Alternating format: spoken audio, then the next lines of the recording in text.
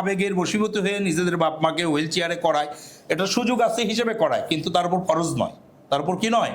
সে বদল হজ করাতে পারে, সে তার পরিবারের কাউকে বা কোনো আলেমকে কি করতে পারে, বদল হজ করাতে পারে, তার উপর ফরজ নয়। তো আপনার আমার আশা করা যায় শারীরিক সক্ষমতা নিয়েই আমি যাচ্ছি, ঠিক আছে তো না? আলহামদুলিল্লাহ, এখানে কোনো অক্ষম নাই, আলহামদুলিল্লাহ। এরপরে আমরা যেই অর্থ দিয়ে ইবাদত করব সেটা কি হওয়া? পবিত্র হওয়া। আল্লাহ পবিত্র, পবিত্রই গ্রহণ করেন, অপবিত্র গ্রহণ করেন না। আমাদের কারো যদি এরকম টাকা পয়সা থেকেই থাকে, আমরা সেই টাকা এই হজের ইবাদতের মধ্যে লাগাবো না, আমরা পবিত্র টাকা দিয়েই পবিত্র ইবাদত করতে যাব ইনশাআল্লাহ তাআলা। সম্মানিত আল্লাহর ঘরের মেহমানগণ, কবুল হজ করার জন্য আপনার আমার পূর্বের শর্ত কি? যে টাকাটা কি হতে হবে? হালাল হতে হবে, কোনো হারাম টাকা যেন এর সঙ্গে সম্পৃক্ত না হয়। এই জন্য অনেকে দেখা যায় যে কোনো টাকার মধ্যে একটু সন্দেহ থাকলে সেই টাকা ব্যবহার না করে জমি বেচা টাকা কি করে, যে এই টাকাটা কমপক্ষে এই টাকার মধ্যে তো কি ঢোকে নেই, হ্যাঁ, কোনো সন্দেহজনক বিষয়। কারণ বাংলাদেশ এমন একটি জায়গা, না চাইলেও অনেক টাকা কি সন্দেহপ্রবণ টাকা আপনার আমার টাকার মধ্যে ঢুকে যেতে পারে। তো আমি সর্বাত্মক চেষ্টা করব আপনার আমার হজের টাকার মধ্যে যেন কোনো সন্দেহপ্রবণ টাকা প্রবেশ না করে। এবং যাওয়ার আগে আমরা সকল আত্মীয় স্বজনের কাছ থেকে মাপটাপ নিয়ে যাব, কারণ আল্লাহ তাআলা আল্লাহর যেই বিষয়গুলো সেগুলো মাফ করে দেবেন, বান্দার সাথে রিলেটেড বিষয়গুলো আল্লাহ মাফ করবেন না, যেটাকে হক্কুল ইবাদ বলে। হক্কুল ইবাদ, হক্কুল্লাহ, আল্লাহর হক, আল্লাহর হক যা নষ্ট করছেন সেগুলো আল্লাহ মাফ করবেন। তো বান্দার হক তো আল্লাহ বোনের হক আদায় করেননি, ফুবুর হক আদায় করেননি, বাপের হক আদায় করেননি, মায়ের হক আদায় করেননি, ছেলের হক আদায় করেননি, প্রতিবেশীর হক আদায় করেননি, এরকম আছে না? আছে তো? এগুলো আমরা মাপ চেয়ে নিব। যেগুলো মাপ চাওয়ার বিষয় মাপ চাইবো, আর যেগুলো আদায় করার বিষয়, বোনকে জমি দেননি, জমি দিয়ে দিবেন, ঠিক আছে? ফুফুদেরকে জমি দেননি, জমি দিয়ে দিবেন, ঠিক আছে? এরপরে কারো থেকে টাকা ঋণ নিয়েছিলেন, অনেকদিন হয়ে গেছে দেননি, ঋণ পরিশোধ করে দিবেন। পরিশোধ করার সক্ষমতা না চাইলে মাপ চাইবেন। অনেক সময় অনেকের সাথে ব্যবসা বাণিজ্য করতে করতে পুরাতন লেনদেন থাকে না, যে দেওয়া হয়নি, এখনো পাবে, পড়ে আছে, তার কাছ থেকে ফোন দিয়ে মাপ চেয়ে নেবেন অথবা দিয়ে দিবেন। কেউ এমন আছে মারা গেছে, দেওয়া হয়নি, তার পরিবারের কাছে দিবেন। পরিবারকে খুঁজে না পাইলে আল্লাহর নামে, তার নামে সদকা করে দিবেন। আল্লাহ, অমুক ভাই আমার কাছ থেকে 500 টাকা পাইতো, দেওয়ার সুযোগ হয়নি, প্রেক্ষাপট হয়নি, বা ওই সময় আমি অসচ্ছল ছিলাম, আজকে আমি সচ্ছল, আমি তার নামে কি করে দিলাম? সদকা করে দিলাম। অর্থাৎ যাওয়ার আগে আমরা আমাদের উপরে কারু ঋণ টিন নিয়ে যাব না। বাপ থাকলে, বাবা মা থাকলে তাদের কাছে মাপ চেয়ে যাব, সন্তানাদি থাকলে তাদের কাছেও মাপ চেয়ে যাব, প্রতিবেশীর কাছেও মাপ চেয়ে যাব, যে তোমাদের সাথে ওঠা বসায় চলাফেরায় যদি আমরা কোনো ভুল ত্রুটি করে থাকি মাফ করে দিও। আর লেনদেন থাকলে আমরা লেনদেন ক্লিয়ার করে দিব। পারবো তো ইনশাল্লাহ? আশা করা যায় আমরা কোনো লেনদেন বাকি রেখে হজ করতে যাব না, এবং সবার কাছে মাপ চেয়ে নিব, সবার কাছে মাপ চেয়ে নেব। প্রত্যেক মানুষই এরকম কিছু কিছু থাকে, নানার বাড়ি, মামার বাড়ি, খালার বাড়ি, দাদার বাড়ি, শ্বশুর বাড়ি, ঠিক না? রাগ আছে না, অনেকদিন হলে শ্বশুর বাড়ি যায় না, আছে কি আছে না? হ্যাঁ, অনেকদিন হলে মামার বাড়ি যায় না, মামারও সম্পদ দেয়নি, তো হতেই পারে আমাদের সাথে ফোন করে মাপটাপ চেয়ে নেবেন, শ্বশুর বাড়িতে মাপটাপ চেয়ে নেবেন। প্রতিবেশীর অনেকের সাথে জায়গা নিয়ে কি থাকে, গন্ডগোল থাকে, হ্যাঁ, রাস্তা নিয়ে গন্ডগোল থাকে, ছেলে মেয়ে নিজেরা একে অপরের মধ্যে গন্ডগোল করছে, ওইটা নিয়ে গন্ডগোল থাকে কি থাকে না? এগুলো আমরা মাপ নিয়ে যাবো, আল্লাহ তাআলা তৌফিক দান করুক। এগুলো আমাদের যাওয়ার আগের প্রস্তুতি। আর আমরা তো যখন থেকে নিয়ত করেছি তখন থেকে আল্লাহর কাছে দোয়া করছি, এখন থেকে এই দোয়াটা আরেকটু বেশি করবেন, যে আল্লাহ আমাদের হজ কবুল করো এবং সহজ করো, হজ কবুল করো এবং সহজ করো। এই কথাটা আরও যাওয়ার আমাদের এখনো যে বাকি আছে, আমরা এই কয়দিন এই কথা বলতে থাকবো, এবং যতক্ষণ হজ আদায় না করি ততক্ষণই আমরা বলতে থাকবো। আল্লাহ তাআলা যাতে করে আমাদের হজকে সহজ করে নেন এবং কবুল করে নেন। অনেক মানুষ এমন আছে বলছে হজ যা শুনে আসছিলাম সেই কঠিনতার তো কিছুই পাইলাম না। আবার এমন মানুষও পাইছি বলছে হজ এত কঠিন, আগে জানলে হজেই আসতাম না। এমন মানুষও আমরা পেয়েছি, এমন মানুষও পেয়েছি। বুঝতে পেরেছেন? আল্লাহ যার জন্য কঠিন করে দিবে তার মুখ দিয়ে ওই বাক্য বের হবে, আর যার জন্য সহজ করে দিবে সে বলবে কি, আরে কঠিনের তো কিছুই দেখলাম না, এ দেখলে পানির মতন সব পালন হয়ে গেল। তো আমরা যেন আল্লাহ তাআলা আমাদেরকে যেন পানির মতন সহজ করে দিয়ে হজ করে নিয়ে আসায়, এই জন্য এখন থেকেই দোয়া করব। হজ 3 প্রকার। কয় প্রকার? কয় প্রকার? হজে এফরাত, হজে এফরাত, একক হজ, মানে শুধু হজ করতে যা, হজ করা, উমরা না করা, এটাকে কি বলে? হজে এফরাত। আমরা কি এটা করবো? সুযোগ পাইছি উমরা ছেড়ে দেব? হজের সাথে উমরা করা, হজের সাথে উমরা করা এবং আলাদা আলাদা ভাবে করা, এটার নাম হজে তামাত্তু, এটার নাম হজে উমরা আগে করিয়া আরাম বিরাম গ্রহণ করা, আবার হজের দিনে হজ করা, এটার নাম কি? তামাত্তু। তামাত্তু মানে সুখ ভোগ করা, সুখ ভোগ করা। ধরেন আমরা হজ যখন হবে তার চেয়ে প্রায় কতদিন আগে যাচ্ছি, 30 থেকে 32 দিন আগে যাচ্ছি। এই 32 দিন এহরামের কাপড় পরে থাকা কঠিন না? কঠিন। কিন্তু যে উমরা করে কাপড় খুলে ফেললাম তার মানে সহজ হয়ে গেল। 30 দিন আরামায়েশে থাকলাম, 30 দিন পর আবার এহরামের কাপড় পরলাম। এই যে আরামায়েশ করলাম উমরা করার পর, এর নাম হজে তামাত্তু। তাহলে আমরা কোন হজ করতেছি? হজে তামাত্তু। আরেকটি হজ আছে হজে কেরান।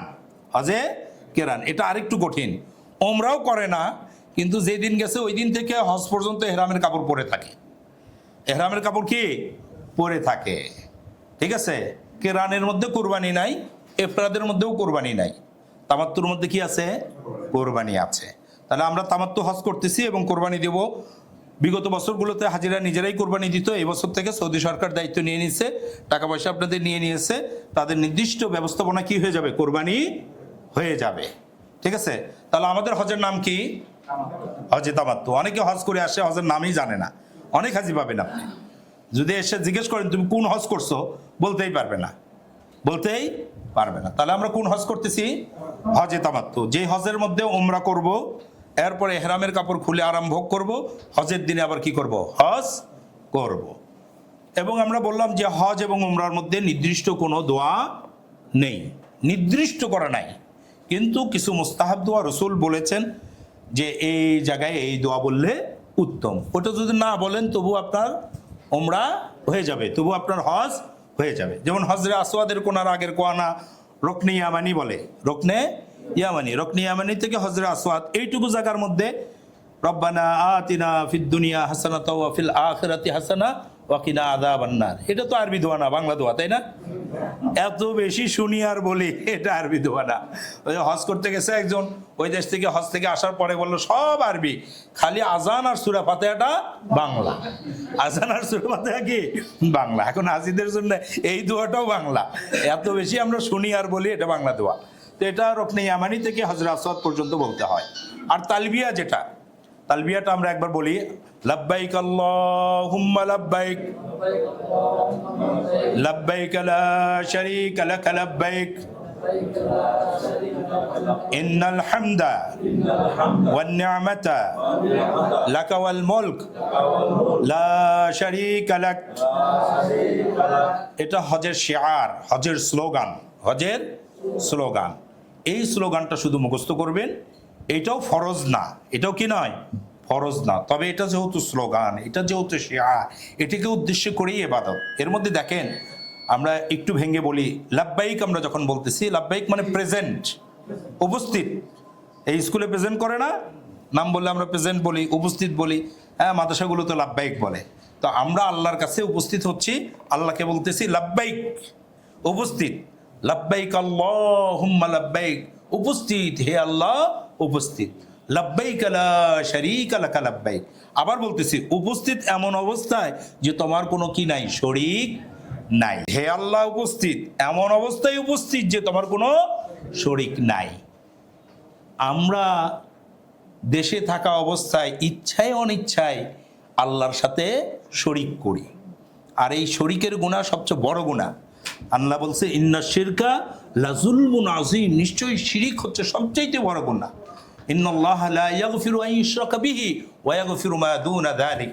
শিরিক ছাড়া আল্লাহ সকল গুনাহ মাফ করেন, শিরিক ছাড়া সকল গুনাহ। ওই যে রমজানের রোজার কারণে মাফ করে, উজুর কারণে মাফ করে, জুমার কারণে মাফ করে, কিন্তু শিরকের গুনাহ মাফ করেন না। তওবা করে আবার ফিরে আসতে হবে, আবার মুসলিম হতে হবে, তারপরে আল্লাহ মাফ করবেন। তাহলে আমরা শিরিক করি। হজে যেহেতু আল্লাহ ঘোষণা দিয়েছে সব গুনাহ মাফ করবে, এই জন্য হজের মধ্যে বারবার আপনাকে বলে নিচ্ছে যে শরিক নাই, শরিক থাকা নাই। এই অবস্থায় তোমার কাছে আসছে, কোনো শরিক নাই, কোনো অংশীদার নাই। আমরা কি আসলে কোনো অংশীদার আল্লাহর সাথে সাব্যস্ত করি? ইচ্ছাই, ইচ্ছাই তো করি না, অনিচ্ছাই হয়ে যায়। অনিচ্ছাই নামাজের মধ্যে আমরা বলি আল্লাহু আকবার, আল্লাহ সবচেয়ে বড়, বলি না? আল্লাহ বড়র বাহিরে দুনিয়াতে আর কাউকে কি বড় মানি? অনেক সময় অনেকে মানি মন্ত্রী সাহেব বড়, এমপি সাহেব বড়, হ্যাঁ মামু বড়, অমুক চাকরি দিবে বড়, এগুলো মনে করি, ঠিক কিনা? অনিচ্ছায় হয়তো হয়ে যায়, জ্ঞান না থাকার কারণে হয়ে যায়। আল্লাহকে এককভাবে মেনে নেওয়া, আল্লাহ যে আসছেন, আল্লাহ তাআলা আমাকে পাঠিয়েছেন, আল্লাহ তাআলার সার্বভৌমত্ব একনিষ্ঠভাবে আমরা মেনে নিতে পারি নাই। অনেক ক্ষেত্রে কি হয়ে গেছে, শরিক হয়ে গেছে। কিভাবে? আমরা এবাদতের ক্ষেত্রে অন্য কারো এবাদত করি না, এইটুকু ঠিক আছে, ঠিক আছে তো। এর বাহিরে কিছু কিছু বিষয় আছে, হ্যাঁ, যেমন ধরেন অর্থনীতি। আপনার আমার বাংলাদেশের অর্থনীতি কি আল্লাহর অর্থনীতি আছে? তাহলে ওখানে শিরিক হচ্ছে কি হচ্ছে না? শিক্ষানীতি, আল্লাহর শিক্ষানীতি পরিপূর্ণ কি আছে? বিকল্পভাবে করা যায়, মানা যায়, কিন্তু ওখানে শিরিক তো হয়ে যাচ্ছে। অর্থনীতি, রাষ্ট্রনীতি, সমাজনীতি, অনেক পরিবার নীতিতেও কি নাই? আমাদের বিয়ে শাদীগুলো কি সবগুলো ইসলামী রীতিতে হয়? তাহলে ওখানে শিরিক হচ্ছে না? হচ্ছে কি হচ্ছে না?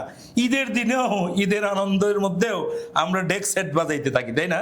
ভিনদেশি গানগুলো বাজাইতে থাকি, ট্রাকের উপর বড় বড় ডেক লাগায় বাচ্চারা ঘুরতে থাকে। মুসলমানের ঈদ মুসলমানের মতো হওয়া দরকার। হ্যাঁ, খ্রিস্টানদের ওদের বড়দিন আছে, ওদের দিনে ওরা আনন্দ করুক, ওদের মতো করে করুক। কোনো মুসলমানের বাচ্চা যদি থাকে যে ইসলাম ধর্ম ভালো লাগে না, এদের আনন্দ আমার ভালো লাগে না, সে ঘোষণা দিয়ে বেরোয় যে সেটা করতে পারে, ঠিক কিনা? তা আমরা ইচ্ছায় অনিচ্ছায় আল্লাহর সাথে শিরিক করে বসি, অর্থনীতিতে, শিক্ষানীতিতে, সমাজনীতিতে, রাষ্ট্রনীতিতে। আল্লাহ তাআলা এই গুনাহ মাফ করেন না। এটা যেহেতু করে ফেলছি, আল্লাহ যেহেতু হজের দ্বারা মাফ করাবেন, এই জন্য আপনার মুখ দিয়ে স্বীকার করাই নিচ্ছে যে লা শারীকা লাক, তোমার কোনো অংশীদার নাই। এমন অবস্থায় আসছি যে তোমার কোনো অংশীদার নাই। এটা যখন আমরা বারবার আরবিতে বলবো, দেখবেন ওই দেশেও মানুষরা বলতেছে, যখন আল্লাহর ঘরের দিকে যাচ্ছে, যখন মিনা মুজদালিফা আরাফা যাচ্ছে, আরাফার ময়দানে যাচ্ছে, সবার মুখে উচ্চারিত হবে লাব্বাইক আল্লাহুম্মা লাব্বাইক, লাব্বাইক লা শারীকা লাক লাব্বাইক, ইন্নাল হামদা ওয়ান নি'মাতা লাকা ওয়াল মুলক লা শারীকা লাক। পরের অংশ যেখানে বলতেছে ইন্নাল হামদা, নিশ্চয়ই সকল প্রশংসা। আমরা সকল প্রশংসা এখন একেবারে আল্লাহর জন্য দেই না, এই জন্য আল্লাহ ওখানে বলে নিচ্ছে নিশ্চয়ই সকল প্রশংসা। ওয়ান নি'মাতা, নিয়ামত, যত নিয়ামত আমরা ভোগ করি, এই নিয়ামত কে দিয়েছেন? বৃষ্টি কে দেন? জমিন থেকে ফসল কে দেন? আল্লাহ। চাকরি বাকরি কে দেন? বিয়ে শাদী কে দেন? মৃত্যু কে দেন? এগুলো অনেক ক্ষেত্রে আমরা অন্য কেউ মনে করি। এই জন্য ওই জায়গায় আল্লাহ তাআলা বলে নিচ্ছে যে নিশ্চয়ই সকল প্রশংসা এবং সকল নিয়ামত কার? ইন্নাল হামদা ওয়ান নি'মাতা লাক, লাকা ওয়াল মুলক, এবং রাষ্ট্রও তোমার। রাষ্ট্র কার? কার রাষ্ট্র? নাকি জনগণের? জনগণই সকল ক্ষমতার উৎস না আল্লাহ সকল ক্ষমতার উৎস? হ্যাঁ বলেন, কে? আমরা কি মনে করি? আমাদের দেশের অনেকেই এটা মনে করে জনগণই সকল ক্ষমতার উৎস। আল্লাহ তাআলা বলছেন তুতিল মুলকা মান তাশা, তিনি যাকে চান রাষ্ট্র ক্ষমতা দেন। ওয়া তানসিউল মুলকা মিম্মান তাশা, যার থেকে খুশি তিনি রাষ্ট্র ক্ষমতা কেড়ে নেন। নমরুদ, ফেরাউন, হামান, কামান, সাদ্দাত অনেকের কাছ থেকে রাষ্ট্র ক্ষমতা নিয়ে নিয়েছে। আর সুলাইমান আলাইহিস সালাম, ইব্রাহিম আলাইহিস সালাম সহ অনেককে আল্লাহ তাআলা রাষ্ট্র ক্ষমতা দিয়েছেন। এই যুগেও আল্লাহ তাআলা কাছাকাছি সময় আমরা দিয়েছি। আল্লাহ কাউকে লজ্জিত করেছেন, আবার কাউকে সম্মানিত করেছেন। করছেন কি করছেন না? কে করছে এটা? আল্লাহ করছেন। এটা মানুষ করেনি। মানুষের এই ক্ষমতা নাই। মানুষের এই ক্ষমতা থাকলে ডিপ স্টেটের কথা মানুষ বলতো না, 203 আসনে ইঞ্জিনিয়ারিং হয়েছে এই কথা বলতো না। আসলে ওটা আল্লাহই করছে। কে করছে? আল্লাহ যাকে চান ক্ষমতায় বসান, যাকে চায় ক্ষমতার থেকে নিয়ে যায়। এই জন্য তালবিয়ার মধ্যে লাকাওয়াল মুলক, রাষ্ট্রের কথা আলাদা করে বলে দিছে। কারণ রাষ্ট্রের ব্যাপারে মানুষ বড় শিরিক করে। রাষ্ট্রের ব্যাপারে কি করে? রাষ্ট্রের মালিকও কে? কে বলেন তো? রাষ্ট্রের মালিক কে? ক্ষমতা দেন কে? ছিনিয়ে নেন কে? এইটা আমরা এই তালবিয়ার মধ্যে বলবো, শিখবো তো ইনশাআল্লাহ। তালবিয়া এই একটা দোয়া সবার কাছে বলা থাকলো যে এই একটা একটু ভালো করে শিখবেন। প্রয়োজনে আপনি ইউটিউবে গিয়ে দেখবেন যে অনেক আলেমা, এটা অনেক আলেমরা বলতেছে, তার সাথে বলে বলে আপনি শিখবেন, বলে বলে শিখবেন, এটা যেন সহিভাবে শেখা হয়। আমরা যে হোটেলে থাকবো, হোটেলে কার্ড আপনাদেরকে দিয়ে দেওয়া হচ্ছে। হোটেলে কার্ড রাখলে আপনি হারিয়ে যাবেন না, বা অন্যদেরকে এই ঠিকানা বলতে পারবেন ইনশাআল্লাহ। সম্মানিত হাজী সাহেবগণ, এই কার্ড আপনারা সংরক্ষণ করবেন, নিজেদের এই ফাইলের মধ্যে রাখবেন। আমরা যে জায়গায় কথা বলতেছিলাম যে আমরা আমাদের হজের মধ্যে আমরা যে তালবিয়া বলবো, তালবিয়া ঠিক আরেকবার বলি, লাব্বাইক আল্লাহ।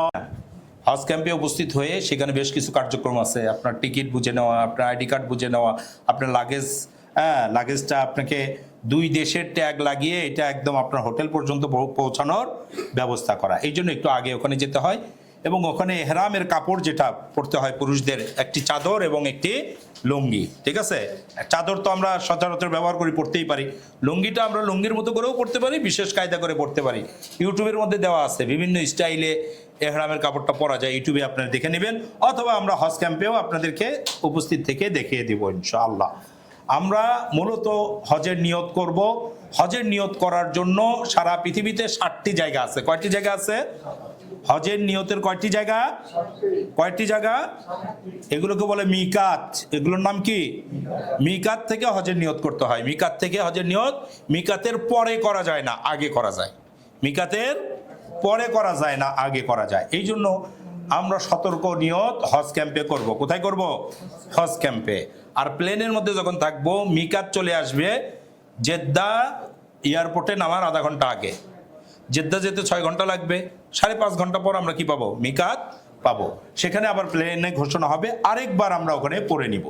যারা ওই সময় হয়তো অজুতে থাকবেন না বা ঘুমিয়ে থাকবেন, হ্যাঁ, তারা হয়তো পড়তে পারলেন না, কিন্তু তারা তো এখানে পড়েছেন, হয়েই গেছে। আর যারা আবার ওই সময় জেগে থাকবেন, অজুর সাথে থাকবেন, আগেরটাই পরেরটা আপনার কবুল হবে, আগেরটা নফল হয়ে যাবে। আগেরটা কি হয়ে যাবে? নফল হয়ে যাবে। ক্লিয়ার? তাহলে হজের নিয়ত আমরা কোথায় করলাম? হজ ক্যাম্পে। সতর্ক নিয়ত হজ ক্যাম্পে, আর মূল নিয়ত করব আমরা প্লেনে। হজের এই নিয়ত করার নামই হচ্ছে এহরাম করা। হজের নিয়ত করার নাম কি? এহরামের কাপড় পরার নাম কিন্তু এহরাম না।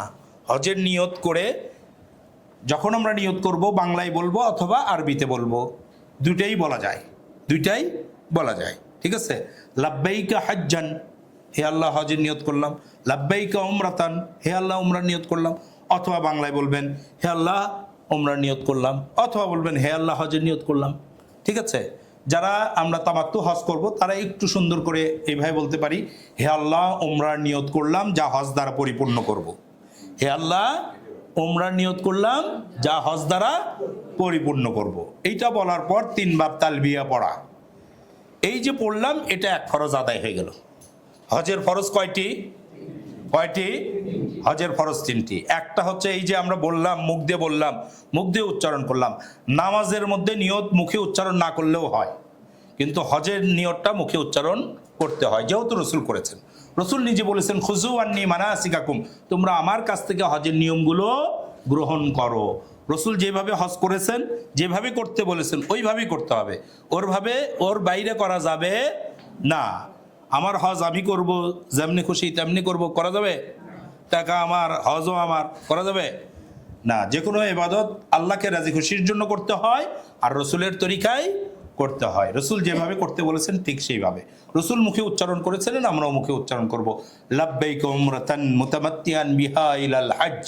যদি আরবিতে বলি লাব্বাইকা উমরাতান মুতামাত্তিআন বিহা ইলাল হজ, আর বাংলায় বললে হে আল্লাহ উমরার নিয়ত করলাম, যা হজ দ্বারা পরিপূর্ণ করব। তাহলে একটা ফরজ আমার আদায় হয়ে গেল। ঠিক আছে? তো আমরা ইনশাল্লাহ 6 ঘন্টা প্লেনে থাকার পর জেদ্দা এয়ারপোর্টে নামবো। সেখানে আমাদেরকে বাংলাদেশি গাইডরা আছে, ওখানে হজ কর্মীরা আছে, আমাদেরকে রাস্তা দেখিয়ে দিবে। বাসে আমরা উঠবো, বাসে করে আমরা মক্কার হোটেলে পৌঁছাবো।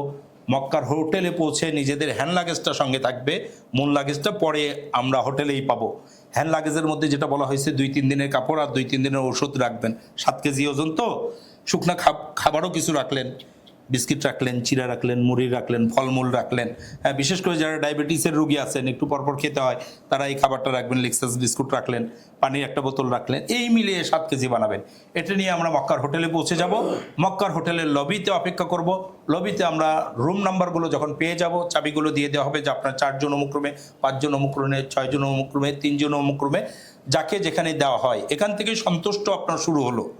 সন্তুষ্ট চিত্তে আমিরের নির্দেশ মেনে নেওয়া, এটা হজের একটি অংশ। আতিউল্লাহ, আল্লাহর ইতাআত করো, ওয়া আতিউর রাসূল, রাসূলের ইতাআত করো, ওয়া উলিল আমরি মিনকুম, আর তোমাদের যাদেরকে আমির বেনে দেওয়া হয় তাদের অনুসরণ করো। হজ যেমন ফরজ, আমিরের নির্দেশ মানাও ফরজ। আমিরের নির্দেশ না মানলে কি অবস্থা হয়? উহুদ যুদ্ধের ময়দানে রসুলের কথা না মানার কারণে 50 জন 70 জন শহীদ হয়েছিলেন, এবং রসুলের নিজেরও দাঁত ভেঙে গিয়েছিল। আমরা সেই উহুদের ময়দান দেখব, সেখানে যে ওই ইতিহাস জানবো ইনশাআল্লাহ। আমরা শুধু আগে একটু ধারণা দিয়ে দিলাম, হজের পুরা সফরে আমরা কি করব? আমিরের নির্দেশ মানব, গাইডের নির্দেশ মানব। এই মানাটা কি? ফরজ। নামাজ ফরজ, রোজা ফরজ, পর্দা ফরজ, হজ ফরজ, আমিরের নির্দেশ মানাও ফরজ। রসুল সাল্লাল্লাহু আলাইহি ওয়াসাল্লাম বলছেন, নাক কাটা হাফসি গোলামকেও তোমার যদি আমির বেনে দেওয়া হয়, তবু তার কি করো? অনুসরণ করো। তো আমরা ইনশাল্লাহ আমাদের সঙ্গে আলেম গাইড পাবো, আলেম গাইডের আমরা অনুসরণ করব প্রতিটা ক্ষেত্রে।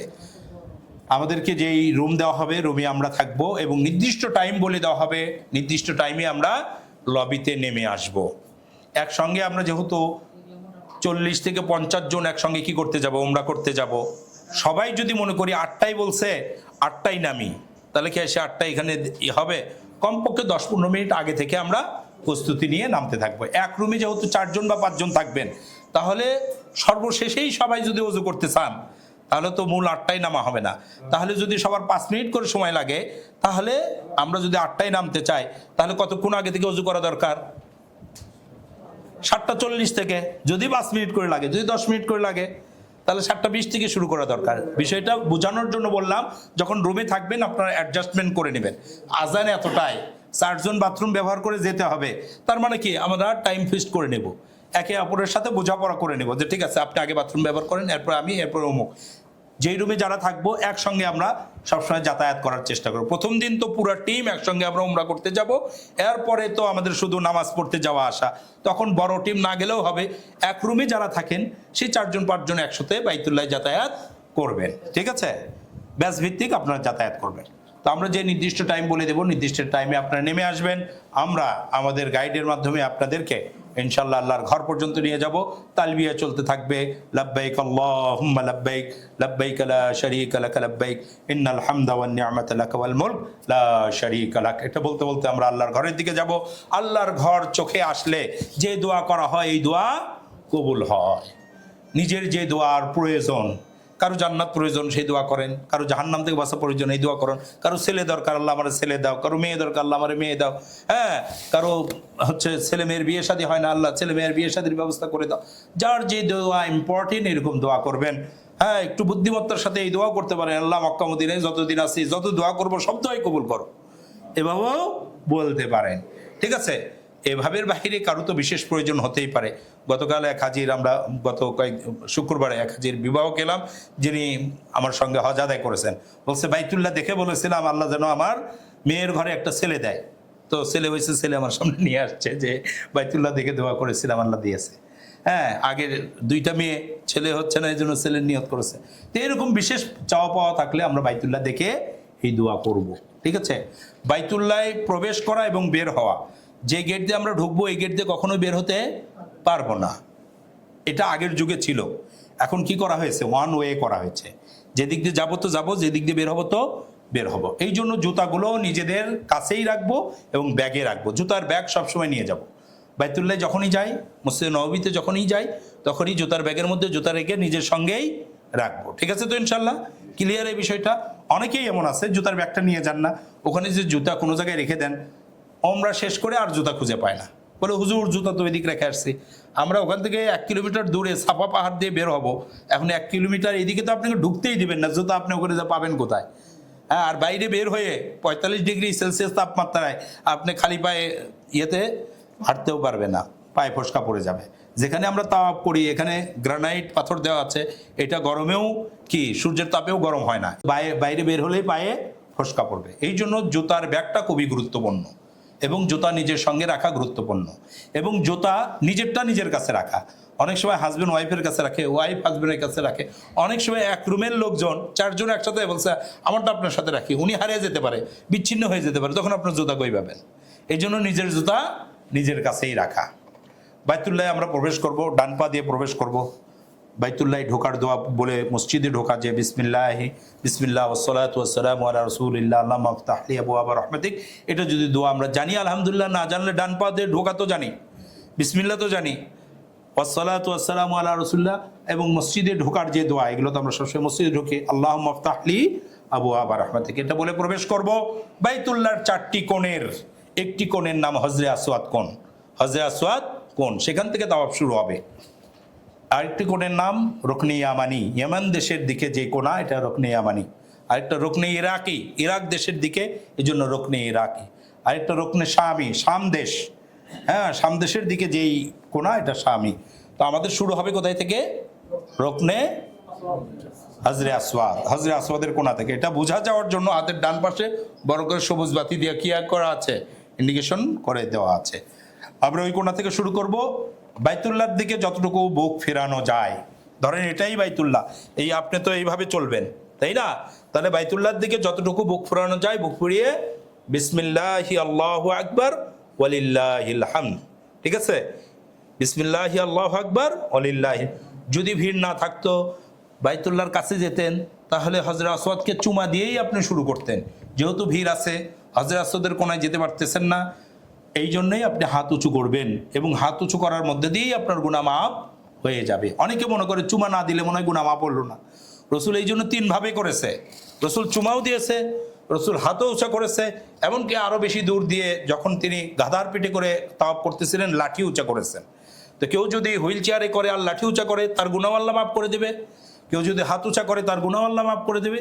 আর কেউ যদি সুযোগ পায় ওখানে চুমা দেওয়ার, তার গুনাহ আল্লাহ মাফ করে দেবে। ওমর রাদিয়াল্লাহু তাআলা তার যুগে ওই পাথর হাতে নিয়ে বলছে, পাথর তোর তো কোনো গুনাহ বলি নাই, রসুল চুমা দিয়েছিল তাই চুমা দিলাম। গুনাহ মাফ করে কি পাথর না আল্লাহ? আল্লাহ। অনেকে মনে করে ওখানে যেতেই হবে, মারামারি কাটাকাটি ধাক্কাধাক্কি ওখানে হয়। মহিলারা তো যাবেনই না, পুরুষদের মধ্যে যারা একটু শক্তিশালী আছে, রাতের বেলা যখন ভিড়ভাড়টা কম থাকে লাইন ধরে যাবেন। যারা বৃদ্ধ আছেন তারা যাবেন না, পাঁজরের হাড্ডি ভেঙে যাবে শিওর। মহিলারা গেলে জিব্বা বের হয়ে মরে যাবেন। আমাদের কাহালুর এক মহিলা অল্প কিছুদিন আগে এত বড় জিব্বা বের হয়ে মরে ওখানে পড়ে গেছে। হ্যাঁ, তাহলে গুনাহ মাফ করে নিতে যে গুনাহ করলেন, অন্যকে ধাক্কা দিলেন, এটা গুনাহ হলো না? অন্যের ধাক্কা খাইলেন, গুনাহ হলো না? তাহলে ওই গুনাহ করতে মাফ করে নেবেন। আপনি এমনভাবে চলতে হবে আপনার চলাফেরার দ্বারা যেন অন্যজন কষ্ট না পায়। এরপরে যেটুকু অনিচ্ছাই হয়, এত মানুষের মধ্যে কিছু মানুষের ধাক্কা অনিচ্ছাই লাগবে, সেটা আল্লাহ মাফ করে দেবে। অনিচ্ছার জিনিস এক বিষয়, আর ইচ্ছাই করা আরেক বিষয়। আমরা যেখানে জায়গা পাবো, যেখানে ফাঁকা, সেখান থেকে তাওয়াফ শুরু করব। প্রথমবার বিসমিল্লাহি আল্লাহু আকবার বলে শুরু করলাম, এবং প্রথমবারই অনেকের আবেগ থাকে যে আল্লাহর ঘর ছুঁয়ে দেখব, আল্লাহর ঘরে একটু চুমা দিব, এরকম থাকে।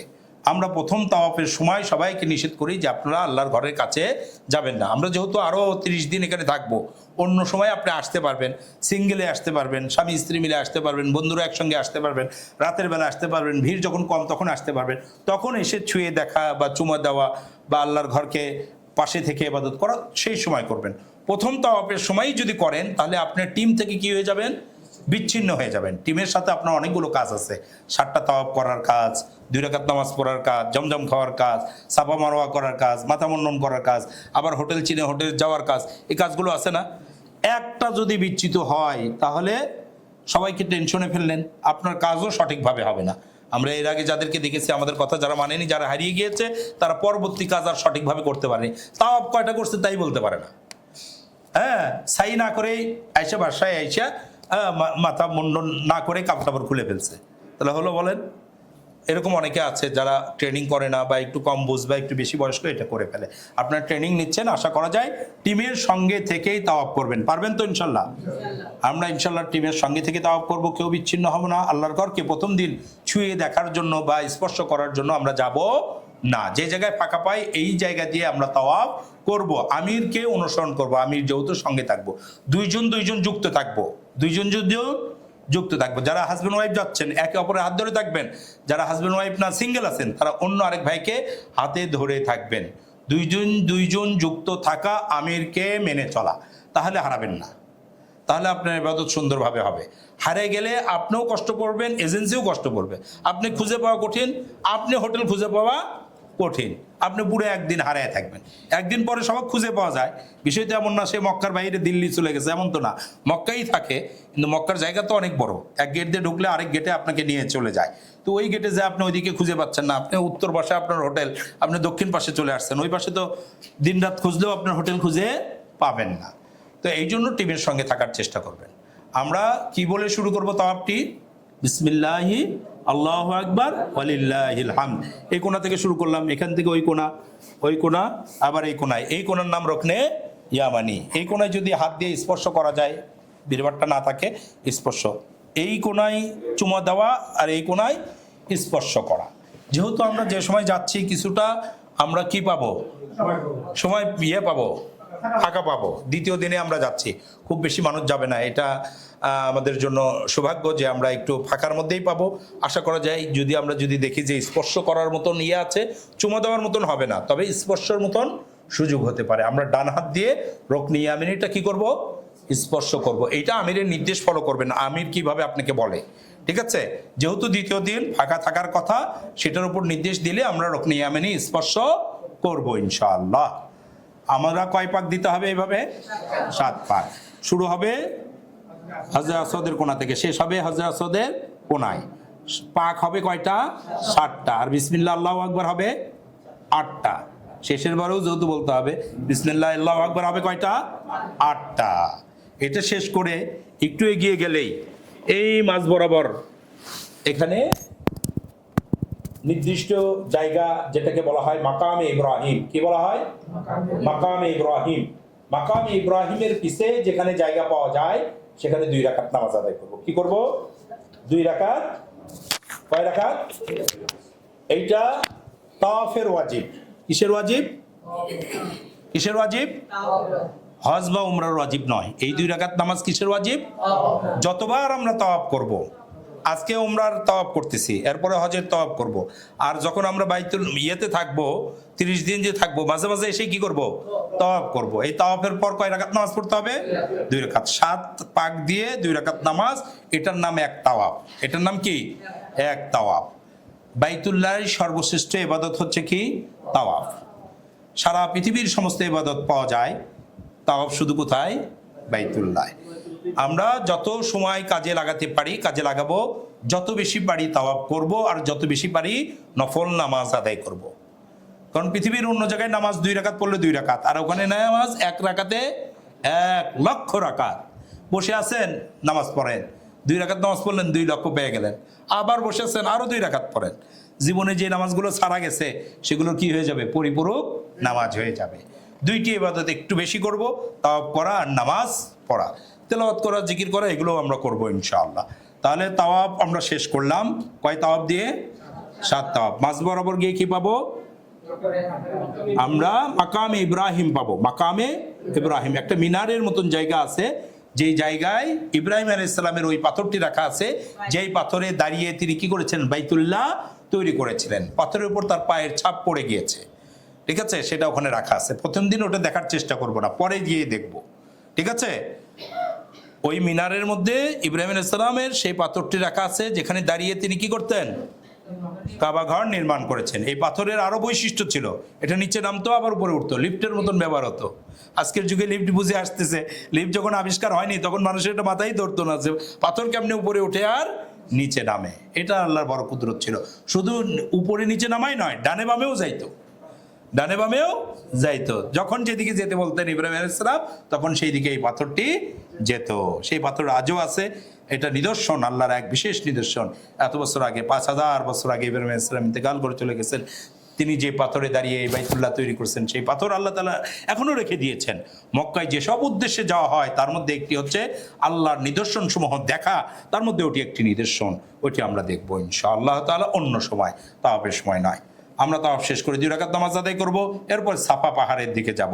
সাফারে পাহাড়ে যাওয়ার 2টি রাস্তা আছে।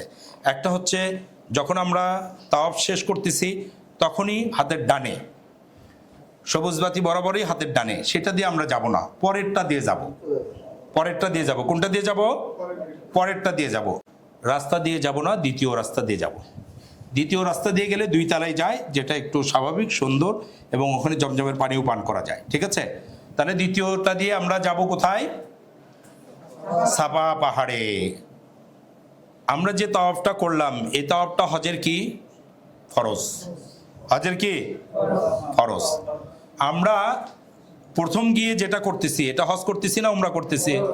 তো উমরার মধ্যে কয় ফরজ? 2 ফরজ। উমরার মধ্যে কয় ফরজ? হজে 3 ফরজ, কিন্তু উমরায় কয় ফরজ? উমরায় কয় ফরজ? 2 ফরজ। 2টাই আদায় হয়ে গেল। একটা নিয়ত করেছিলাম আর একটা আল্লাহর ঘর তাওয়াফ করলাম। তাহলে উমরার 2 ফরজ আদায় হয়ে গেল। আর 2টি ওয়াজিব আছে। উমরার মধ্যে কি আছে? 2টি ওয়াজিব আছে। 1 নম্বর ওয়াজিব হচ্ছে সাফা মারওয়া পাহাড় 7 বার প্রদক্ষিণ করা। সাফা পাহাড় থেকে শুরু হবে, মারওয়ায় শেষ হবে। সাফা পাহাড়ে গিয়ে আল্লাহর ঘরের দিকে দাঁড়িয়ে কিছুক্ষণ দোয়া করে সাই শুরু করতে হবে। সাইয়ের মধ্যেও নির্দিষ্ট কোনো দোয়া নেই, নিজের ভাষায় দোয়া করবেন। দোয়া কবুলের জায়গা, দোয়া কবুলের জায়গা এটা। দোয়া কবুলের জায়গায় আমরা চলবো আর দোয়া করতে থাকবো, চলবো আর দোয়া করতে। শুরু হবে কোথায়?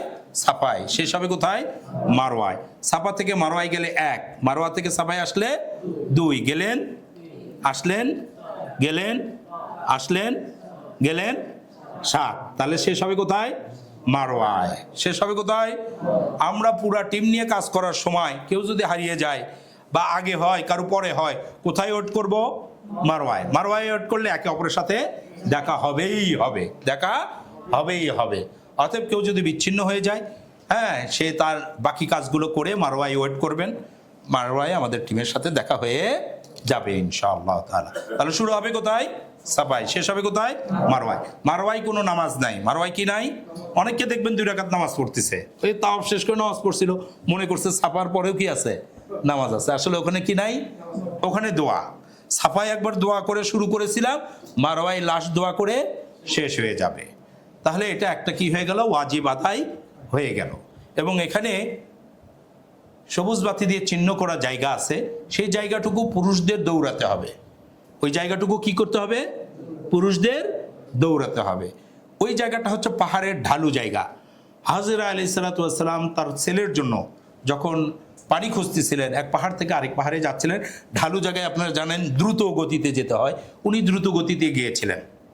তিনি তার সন্তানের পানির খোঁজে দ্রুত গতিতে গিয়েছিলেন। কিয়ামত পর্যন্ত সকল মায়ের পক্ষ থেকে তিনি দৌড়ায় ফেলছেন।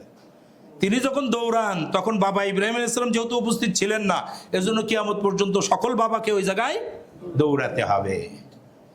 বুঝতে পেরেছেন? মহিলারা ওই সময় হেঁটেই যাবে, কিন্তু পুরুষরা কি করবে? দৌড়াবে। খুব বেশি জোরে তো দৌড়ানো যায় না, দৌড়ানো একটু স্লো মোশনে দৌড়াবেন, ঠিক আছে?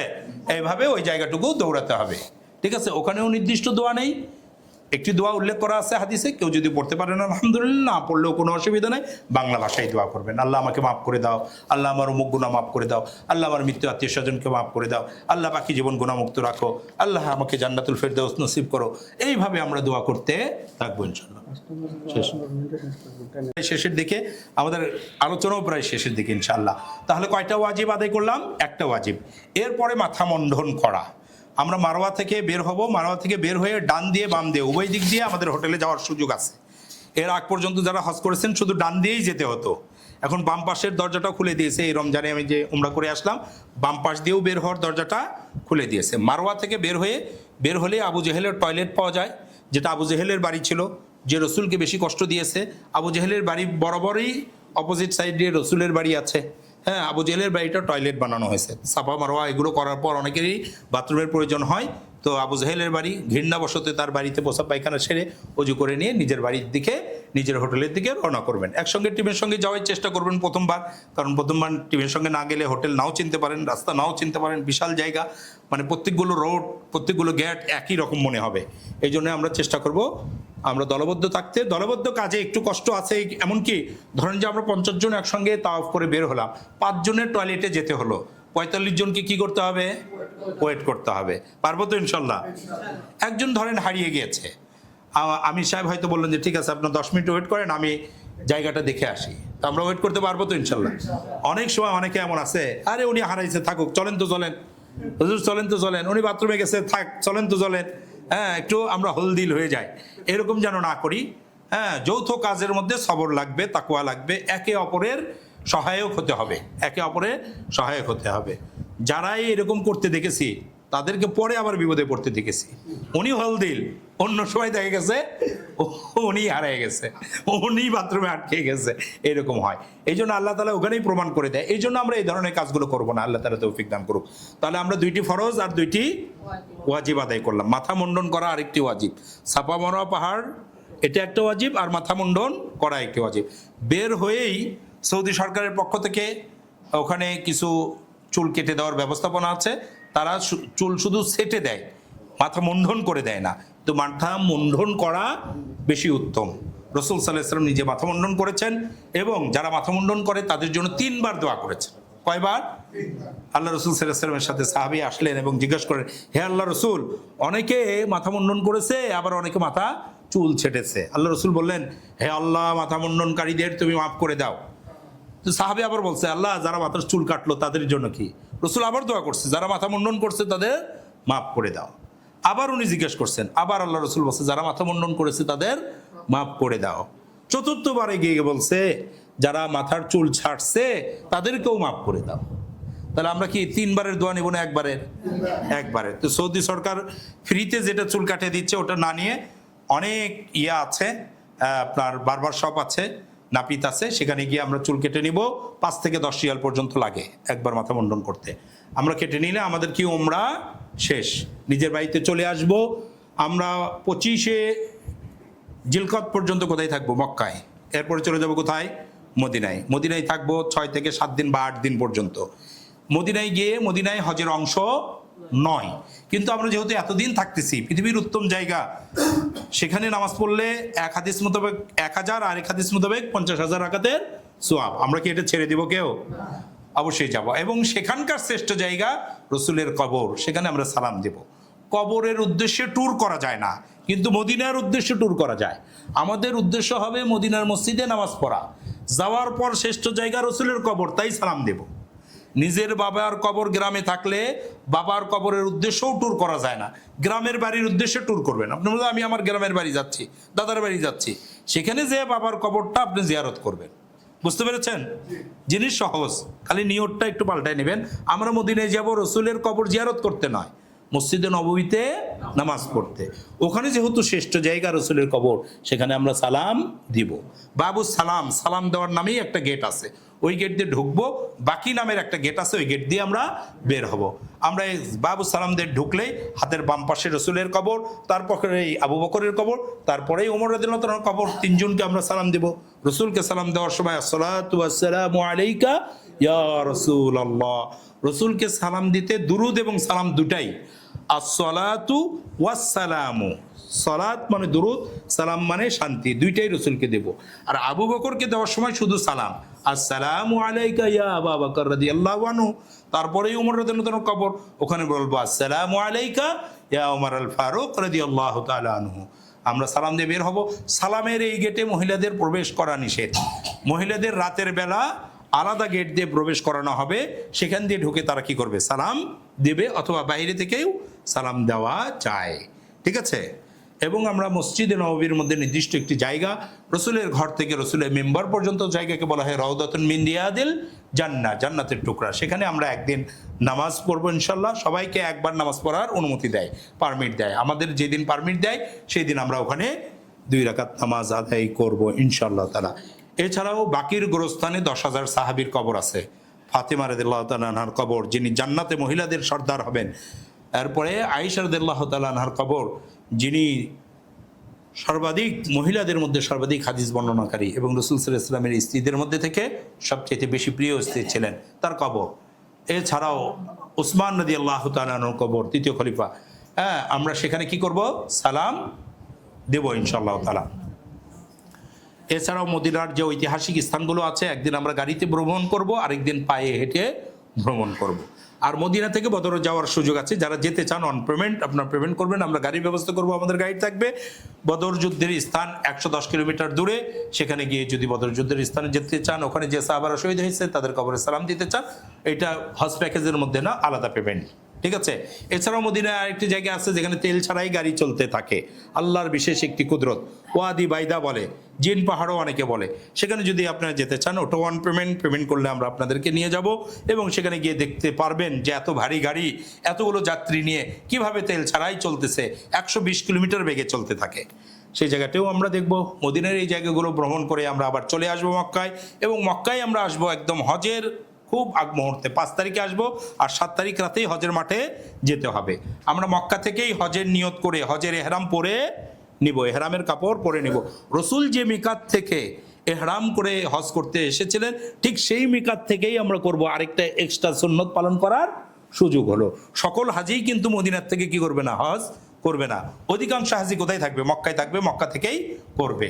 যারা শেষ সপ্তাহে মদিনায় বাড়ি ভাড়া নিয়েছে তারাই শুধু এই সুন্নত পালনের সুযোগ পাবে। আমরা 5ই জিলহজে মদিনার মিকাত জুল হুলাইফা, যেখান থেকে রসুল হজের নিয়ত করছেছিলেন, সেখান থেকে আমরা হজের নিয়ত করে এহরাম করে রওনা করে আসব। 5 তারিখ আসতেই চলে যাবে, 6 তারিখ আমাদের এহরামের কাপড় পরে থাকতে হবে, 7 তারিখে তো আমরা কোথায় চলেই যাব, যেখানে আমাদের 7, 8, 9, 10, 11, 12 5 দিন থাকতে হবে। হজের মূল 5 দিন, হজের মূল 5 দিন কোথায় থাকতে হবে? মিনার মাঠে থাকতে হবে ইনশাআল্লাহ তাআলা। আমরা হজের 5 দিন, বিপ্লব ভাই কোথায়? হজের 5 দিন কি ইয়েতে দেখাবেন? প্রথম দিন ইয়েতে দেখান। আমরা এখনই আমরা শেষ করে দেব, খুবই অল্প সময়ের মধ্যে আমাদের শেষ হয়ে যাবে, আর 15 মিনিট লাগবে। হজের প্রথম দিন মিনার তাঁবুতে অবস্থান, মিনার তাঁবুটা আপনারা দেখতে পাচ্ছেন, মিনার তাঁবু এই ধরনের তাঁবুর মধ্যে, এই তাঁবুগুলো চীনের কাপড় দিয়ে তৈরি করা, এগুলো ওয়াটার প্রুফ এবং ফায়ার প্রুফ, পানিতেও ভিজবে না, আগুনেও পুড়বে না। আগে আপনারা জানতেন যে সবসময় মিনাতে অগ্নিকাণ্ড হতো রান্নাবান্না করার কারণে, এখন রান্নাবান্না করতে দেওয়া হয় না। এই যে মিনার ময়দান থেকে মানুষ আরাফার ময়দানের দিকে যাচ্ছে, এখান থেকে হেঁটে যাওয়া সুন্নত, হ্যাঁ, গাড়িতেও নিয়ে যাওয়া হয়। হ্যাঁ, আমরা মিনার দ্বিতীয় দিনে থাকবো হচ্ছে আরাফার ময়দানে, আরাফার ময়দানের রাস্তা দেখানো হচ্ছে। আমাদেরকে 8 তারিখ দিবাগত রাতে নিয়ে যাওয়া হবে আরাফার ময়দানে। আরাফার ময়দানে অবস্থান করা হজের ফরজ। গাড়িতে না, গাড়িতেই নিয়ে যাব আমরা। মিনা থেকে আরাফায় আমরা গাড়িতে নিয়ে যাব ইনশাল্লাহ। আরাফার ময়দানে অবস্থান করা মূল হজ। আরাফার ময়দানে অবস্থান করা কি মূল হজ। আরাফার ময়দান থেকে আমরা চলে আসব কোথায়? মুজদালিফায়। ওই দিন আসাটা, হেঁটে আসাটাই বেশি সুন্নত। মুজদালিফার মাঠ, এখানে তাঁবু থাকবে না, এসি থাকবে না, বিছানা থাকবে না। এই জায়গাটায় আপনার আমার আদি পিতামাতা প্রথম রাত তারা যা রাত্রি যাপন করেছিলেন, দুনিয়ার বাসর রাত যেটাকে বলা হয়, ওনারা যেই দিন এখানে বাসর রাত করেছিলেন সেই দিন ওনাদের বাড়ি ছিল না, বিছানা ছিল না, কোনো কিছুই ছিল না। এই জন্য মিনাতে তাঁবু থাকলেও মুজদালিফায় তাঁবু করা হয়নি। আরাফায় তাঁবু আছে কিন্তু মুজদালিফায় তাঁবু নাই। এই একটা রাত আপনি আমাকে কি করতে হবে? আদি পিতামাতার সুন্নত পালন করতে হবে। তারা এখানে প্রথম রাত্রি যাপন করেছিলেন। আমরা পরের দিন 10 জিলহজ তারিখে মুজদালিফা থেকে চলে আসব পাথর মারার জায়গা। দেখতে পাচ্ছেন এটা পাথর মারার জায়গা। প্রথম দিন 7টা পাথর মারতে হয় বড় জামারায়। দেখেন পাথর মারার জায়গা। আমরা চলে আসব, পাথর মেরে আমরা মক্কার দিকে চলে যাব। মক্কায় গিয়ে কুরবানি তো সরকার করে দেবে, আমাদের কাজ হচ্ছে মাথা মুন্ডন করা, এহরামের কাপড় খুলে ফেলা। তাহলে এহরামের কাপড় পরলাম কয় তারিখে? 5 তারিখে। খুললাম কয় তারিখে? 10 তারিখে। ঠিক আছে, এই 5 দিন আপনি আমাকে এহরামের কাপড় পরে থাকতে হবে। এহরামের কাপড় খুলে ফেললাম, মাথা মুন্ডন করে ফেললাম। ওই দিন আরো কাজ আছে, আল্লাহর ঘর হজের যে তাওয়াফ সেটা করা, হজের যে সাই সেটা করা। অর্থাৎ এই 10 তারিখে সবচেয়ে বেশি কাজ থাকে। মুজদালিফায় অবস্থান, মিনায় 7টি পাথর মারা, কোরবানি করা, মাথা মুন্ডন করা, তাওয়াফ করা, সাই করা। এগুলো আজকে শুনে মুখস্থ না থাকলেও কোনো অসুবিধা নাই।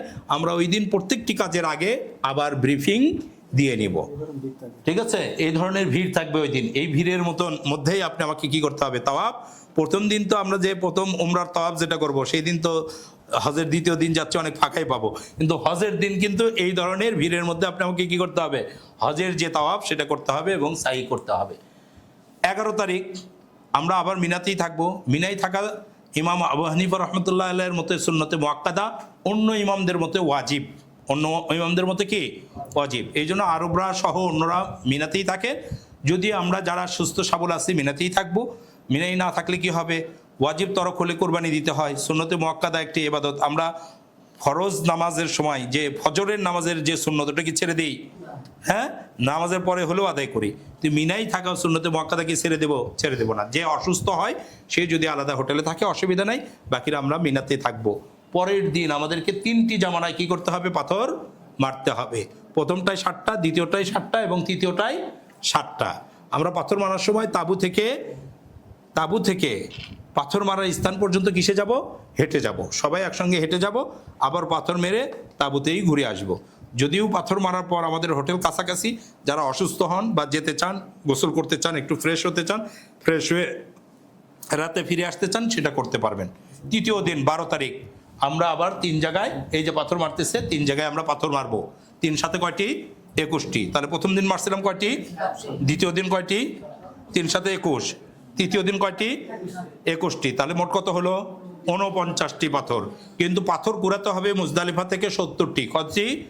70টি। কারণ কোনো কারণে 12 তারিখ মিস্টেক হলে 13 তারিখেই মারতে হবে। এই জন্য 13 তারিখের পাথরও আপনার আমার কাছে মজুদ থাকবে। মুজদালিফা থেকে পাথর কুড়াবো যেদিন আমরা আসমানের নিচে রাত্রি যাপন করবো, ওই দিন 12 তারিখে পাথর মারার মধ্যে দিয়ে আমাদের হজের কাজ শেষ। হজের দিনে তেমন কোনো কঠিন কাজ আছে?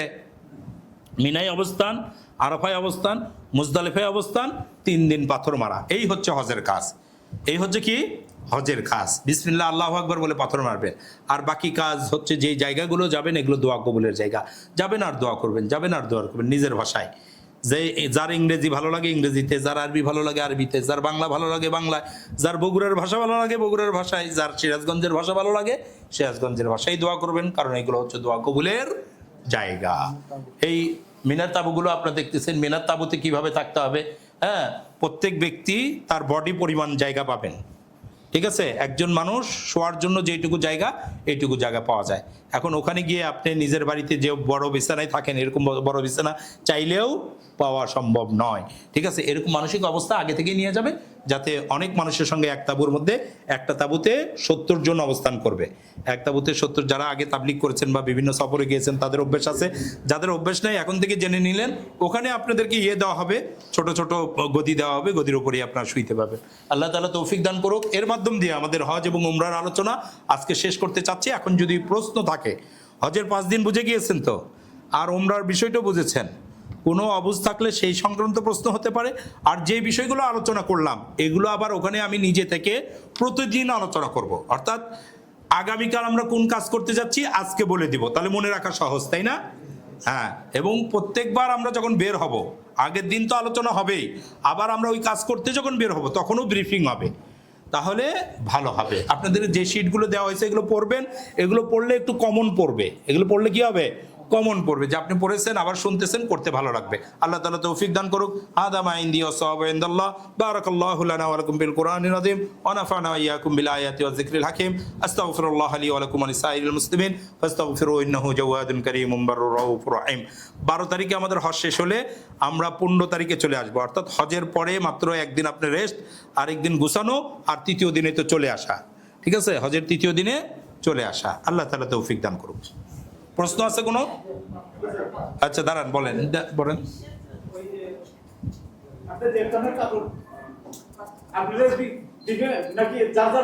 হ্যাঁ, যার যার মতো কিনে নিতে হবে। এহরামের কাপড় হজ প্যাকেজের মধ্যে নেই। হ্যাঁ, দাম দিয়ে কিনে নিতে পারবেন, এখানে হোটেলে ইয়েতে আছে, বিপ্লব ভাইয়ের সাথে যোগাযোগ করে কিনে নিতে পারবেন। আপনারা যে কোনো জায়গাতেও কিনে নিতে পারবেন, এখান থেকেও পারবেন। এগুলো হজ প্যাকেজের মধ্যে নাই। আগে ট্রলিটা হজ প্যাকেজে থাকতো, এই বছর থেকে ট্রলিটাও হজ প্যাকেজে নাই, এই জন্য। জি বলেন। কুরবানি তো ইয়ের মধ্যে হয়ে যাবে।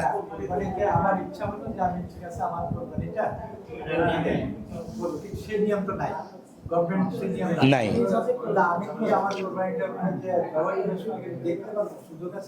না, সুযোগ নাই। আপনি যদি এক্সট্রা করে আলাদা দিতে চান, আরেকটা, রসুল তো 100টা কোরবানি করেছিলেন, হ্যাঁ, আপনি যদি আরো একটা এক্সট্রা করতে চান, সেটা আপনি নিজের খরচে গাড়ি ভাড়া করে হাটে যাবেন, কিনবেন, ওইটা নিয়ে আপনি যেখানে জবাই করবে ওখানে দেখতে পাবেন, ওদের লোকরাই জবাই করবে, আপনি নিজ হাতে করতে পারবেন না। হ্যাঁ, আরেকটা কিনতে পারবেন এবং সেটা দিতে পারবেন।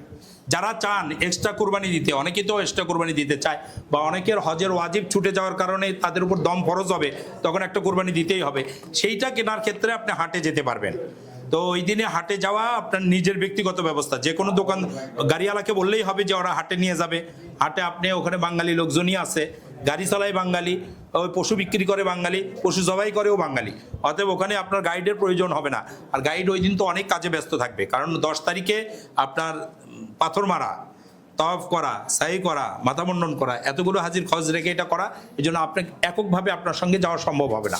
তাহলে আপনাকে পথ বলে দেওয়া থাকলো, আপনি মিনার থেকে মক্কায় যখন চলে আসবেন, মক্কায় অনেকে ডাকতেছে, গাড়িওয়ালারা ডাকতেছে, বা আপনি যে বলবেন যে আমি কোরবানি হাটে যাব, আপনাকে কোরবানি হাটে নিয়ে যাবে, ওখানে আপনি পছন্দ অনুসারে কিনবেন, হ্যাঁ, আর তারপরে তাদের নির্দিষ্ট জবাই করার জায়গা আছে, সেখানে নিয়ে যেয়ে জবাই করবেন। আর যদি কারো অনেক সময় একান্তই আলাদা এরকম চিন্তা করেন যে আমি 1-2টা কিনবো, কোরবানি করব, এটা আবার একটু রান্নাবান্না করে হাজিদেরকে খাওয়াবো, তাহলে আমাদের বিপ্লব ভাইয়ের সাথে যোগাযোগ করলে, ওনার বন্ধু ওখানে থাকেন, তার বন্ধুর ওখানে কিনে আনে রাখতে হবে, আগে হজের দিন ওনার ওখানে যেতে হবে, তারপরে ওটা জবাই করলেন, তারপরের দিন হয়তো ওই দিনই খেতে পারবেন না, পরের দিন ইয়ে করে খাওয়া যাবে। এটা হয়তো এটা সবার জন্য পারা যাবে না আবার, কারণ এতগুলো তো ম্যানেজমেন্ট করা কঠিন। 2-1 যদি এরকম থাকেন, হ্যাঁ, যে আপনারটা কোরবানি করা হলো, আপনারটা সবাই মিলে খেলো, এমন হতে পারে। আর কোনো প্রশ্ন আছে? না থাকলে আমরা এখনই শেষ করে দেব। আমাদের সভাপতি সাহেবের কথার মধ্যে দিয়ে আজকের প্রোগ্রাম শেষ হয়ে যাবে, আমরা নামাজ আদায়ের দিকে চলে যাব। জি, আমরা আজকের প্রোগ্রাম এখানেই শেষ করতে যাচ্ছি। হ্যাঁ, আমি আপনাদের কাছ থেকে বিদায় নিচ্ছি। আসসালামু আলাইকুম ওয়া রাহমাতুল্লাহি ওয়া বারাকাতুহু।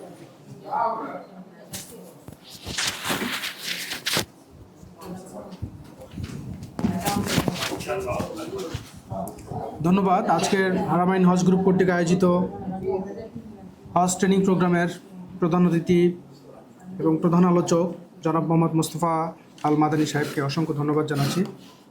এ পর্যায়ে আমাদের হারামাইন হজ গ্রুপ রায়গঞ্জ উপজেলা কার্যালয়ে সম্মানিত সভাপতি জনাব প্রিন্সিপাল আব্দুল মোত্তালেব সাহেবকে তার সমাপনী বক্তব্য দেওয়ার জন্য অনুরোধ জানাচ্ছি।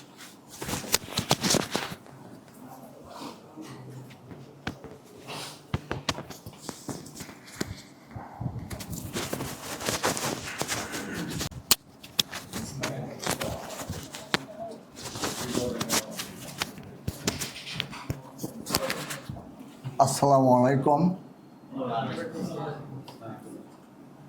হারামাইন হজ গ্রুপ কর্তৃক আয়োজিত আজকের এই হজ পূর্ব যে প্রস্তুতি, সেখানে যে প্রধান আলোচক আমার অত্যন্ত পরিচিত মানুষ, ওনার সাথে আমি একবার হজ করেছি 18 সালে, মোস্তফা আল মাদানী সাহেব।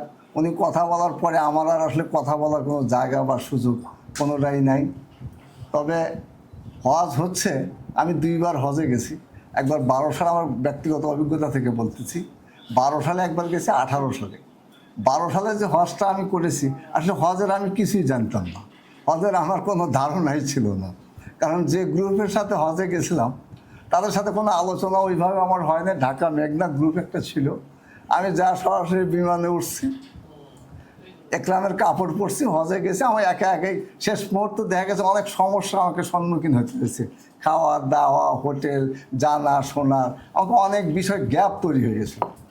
যাই হোক, সে গ্যাপটা আমি মোস্তফা আল মাদানী সাহেবের সাথে এই ট্রাভেলসে গিয়ে সে গ্যাপটা আল্লাহর রাস্তায় অনেকটা পূরণ করার চেষ্টা করেছি, বাদ বাকি আল্লাহর ইচ্ছা। তবে আপনাদের যেভাবে হজ পূর্ব যে সমস্ত কথাগুলো বলতেছে, আপনারা যদি এগুলো পালন করেন, আর একটা সবচেয়ে বড় যেটা বিষয় মোস্তফা আল মাদানী সাহেব বলেছেন, আপনারা আসলে গ্রুপ ভাঙবেন না। এটা ভাঙলে হয় কি, আপনার মনোবল ভেঙে যান। আমাদের সাথে 2-1 জন যারা এই মনে করছে হোটেল তো ওখানে, আমি তো চিনি, দেখা যাচ্ছে যে এর থেকে আরাফার মাদান থেকে আসতে একদিকে চলে গেল, সে আর এতে মিনায় আসতে পারতেছে না, অথবা মিনায় আসতে গিয়ে অন্যদিকে চলে গেছে। ওই ওনার জন্য কিন্তু হজ পরবর্তীতে যার এই সে মনোবল, সেই অবস্থান আর কিন্তু থাকে না। তা আমার মনে হয়, আমার যে অভিজ্ঞতা, সেখানে আপনারা হজটা করার জন্য যে গ্রুপটা যে কোনো ওয়েতে, যে কোনো অবস্থা ধরে রাখবেন, এবং তাহলে আপনার মনোবল পাবেন। আর একটা যেটা বিষয়, আমার ভাতিজা বিপ্লব হাসান বাজি সাহেব, আপনাদেরই সন্তান, আপনাদেরই ছেলে। আমরা প্রথম পর্যায়ে যে সমস্যার সম্মুখীন হয়েছিলাম, যে মানে হজ বলতে যেটা, সেটা কিছুই করতে পারছিলাম না। সারাক্ষণ যে হজ ট্রাভেল গেছিলো তার সাথে ঝগড়াঝাটি করে, মানে হজের যে বিষয়গুলো, খাওয়া নাই দাওয়া নাই, ঠিক মতো খাইতে দিচ্ছে না, সময় মতো দিচ্ছে না। আমি একাই হয়তো মক্কায় যাচ্ছি, চিনি না, জানি না, শুনি না, হয়তো 1 গেটটা ঢুকতেছি, আর 1 গেট আর বাসায় আসতে পারতেছি না। তা আপনাদের বেলায় আর আমার মনে হয় যে বিপ্লব হাসান বাইজিদ আপনাদের সবার জানাশোনা, আপনাদের ছেলে, আমার মনে হয় যে আপনাদের কোনো সমস্যা হবে না। তবে একটা দিক, যত সমস্যা মনে হয় যে এত ডিগ্রি টেম্পারেচার, এত ওই যে আপনার জমজমের পানি আছে, পানি খাওয়ার পরে আপনার ভিতরে যে শক্তির উৎস বা যেটা সৃষ্টি হবে, আপনি দেখবেন যে আপনি একেবারে 30 বছরের যুবক হয়ে গেছেন। সেরকম শক্তি, সেরকম মনোবল চলে আসবে। আপনারা বরাবরই 2-3-4টা বোতল রাখবেন, সবসময় ওই আপনার জমজমের পানি দেখে সবসময় সেবন করবেন। অসুখ বিসুখ কোনোটাই আপনাকে আর আসলে করতে পারবে না। আমি আশা করবো যে আগামী দিনের যে হজ আপনারা সুন্দরভাবে সফলভাবে করতে পারেন। কারণ আমরা আসলে বাংলাদেশ গরিব, আমরা যারা আছি, আমরা একেবারে দরিদ্র সীমার নিচে বসবাস করি। আমাদের একাধিকবার হজ করা আসলে কঠিন কাজ। তা আমরা চাবো যারা হজে যাচ্ছেন তারা তো সবাই যেন সুন্দরভাবে এবং আপনাদের কবুলিয়ত হজ হয়, এই প্রত্যাশা করি। এবং আমি বিশ্বাস করি যে আপনারা বিপ্লব হাসান বাজার যাবেন, কোনো সমস্যা হবে না, সুন্দর সুষ্ঠুভাবে আল্লাহর অশেষ কৃপায় ভালোভাবে হজ করে দেশে ফিরে আসেন। এবং সবাইকে ধন্যবাদও দিচ্ছি। পাশাপাশি নামাজেরও সময় হয়ে গেছে, আমি আর আপনাদের সামনে সময় নেব না, আমরা এরপরে আসরের নামাজ পড়ব। সবাই ভালো থাকেন, সবাই সুস্থ থাকেন, সবাইকে ধন্যবাদ। এবং আজকের হজ ট্রেনিং এখানেই সমাপ্তি ঘোষণা করছি। আসসালামু আলাইকুম।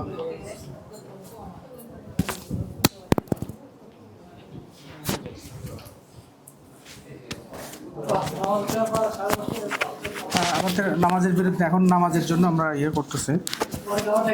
না না না না না না না না মসজিদ, পাশে মসজিদে শেষ, আমাদের প্রোগ্রাম এখানে শেষ। শুধুমাত্র 1 মিনিট শুধু মোনাজাতের মাধ্যমে আমরা শেষ করতে যাচ্ছি। মোনাজাত পরিচালনার জন্য আমাদের হাফেজ মাওলানা মাসুদুর রহমান, জামাই শ্বশুর ঠেলাঠেলি করতেছে, আসেন। মোনাজাত পরিচালনার জন্য জনাব অলিউল্লাহ আনসারী সাহেবকে অনুরোধ জানাচ্ছি।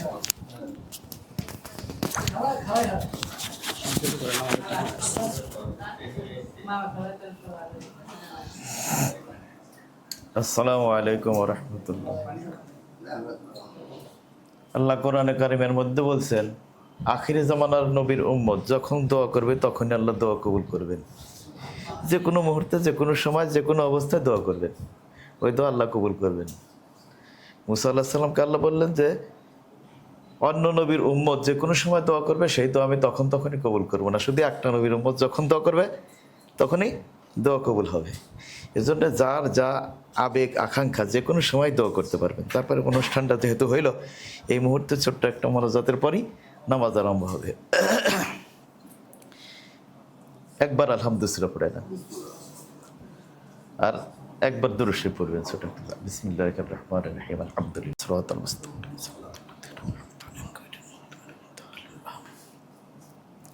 اللهم صل على سيدنا محمد وسيلة إليك وآله وسلم. اللهم آمين. ربنا آتنا في الدنيا حسنة وفي الآخرة حسنة وقنا عذاب النار. ربنا ظلمنا أنفسنا وإن لم تغفر لنا وترحمنا لنكونن من الخاسرين. رب اغفر لي ولوالدي وللمؤمنين يوم يقوم الحساب. رب ارحمهما كما ربياني صغيرا. رب ارحمهما كما ربياني صغيرا. حسبنا الله ونعم الوكيل. نعم المولى ونعم النصير. মওলা মেহেরবান খোদা, আমাদের সকলের মনে জায়েজ কামনা বাসনাগুলো পূরণ করিয়ে দাও। আয় আল্লাহ, আমাদের সকলের হজগুলো কবুল করিয়ে নাও। সারা জাহানের সমস্ত মুসলমান নর নারীর হজগুলো তোমার দরবারে কবুল করিয়ে নাও। নবী পাক সাল্লাল্লাহু আলাইহি সাল্লাম যেভাবে উপদেশ দিয়েছেন ওইভাবে সকল মুসলমানদেরকে হজ করার তৌফিক দিয়ে দাও। আয় আল্লাহ, আজকের এই অনুষ্ঠানকে কবুল করে সকল মানুষের মনের জায়েজ কামনা বাসনাগুলো তুমি পূরণ করিয়ে দাও। সকলের ভাগ্য নসিব তুমি ভালো বানাইয়ে দাও। সকলের রুজি রিজিকের মধ্যে তুমি বরকত দিয়ে দাও। সকলের ছেলে মেয়েদের ভাগ্য নসিব ভালো বানাইয়া দাও। সকল মানুষের ছেলে মেয়েদেরকে সুশিক্ষা শিক্ষিত হিসেবে গড়ে ওঠার তৌফিক দিয়ে দাও। আয় আল্লাহ, আমাদেরকে তোমার ঘরের যাত্রা হিসাবে আমাদেরকে সকলকে কবুল করিয়া নাও। ওয়া সাল্লাল্লাহু তাআলা আলা খায়রি খালকিহি মুহাম্মাদ ওয়া আলা আলিহি ওয়া আসহাবিহি আজমাইন। আমিন। বিহাক লা ইলাহা ইল্লাল্লাহ মুহাম্মাদুর রাসূল।